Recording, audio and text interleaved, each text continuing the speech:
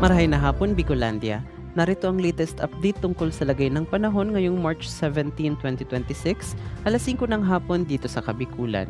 Bahagyang humina na ang northeast monsoon o amihan at tanging northern at central Luzon na lamang ang naaapektuhan nito.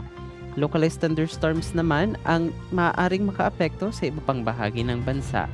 Samantala, inaasahan naman na iihip at iiral na ang easterlies o mainit at maalinsangang hangin galang sa dagat Pasipiko simula sa mga darating na araw. Dahil din sa paghina at tuluyang pagkawala ng amihan, unti-unti na nating mararamdaman ang pagtaas ng temperatura.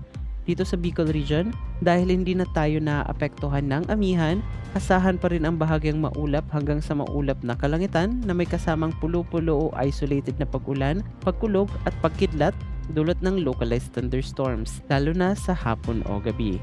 Posible rin ang pagbaha at pagguho ng lupa kung may severe thunderstorms. Magtungo naman tayo sa kondisyon ng hangin at karagatan.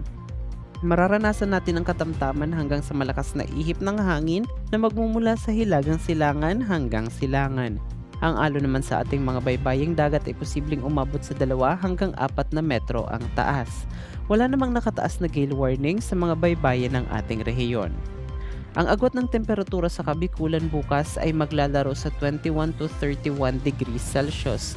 Dahil sa patuloy na pagtaas ng temperatura, inaabisuhan ko ang lahat na mag-ingat sa posibilidad ng heat cramps at heat exhaustion. Dahil ang heat index o ang init na mararamdaman ng ating katawan bukas ay maaaring umabot sa 35 degrees Celsius. Kaya wag pong kalilimutang uminom ng maraming tubig, iwasan muna ang pagbilad sa araw at magdala ng payong o magsuot ng sombrero kung kailangang lumabas.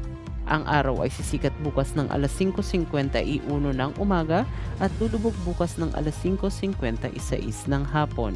Para sa pinakabagong ulat ng panahon at advisory sa Kabikulan, i-follow ang ating social media account o di naman kaya ang official page ng Pag-asa Southern Luzon. Ito po ang inyong Bicolano meteorologist, Ralph Bismonte.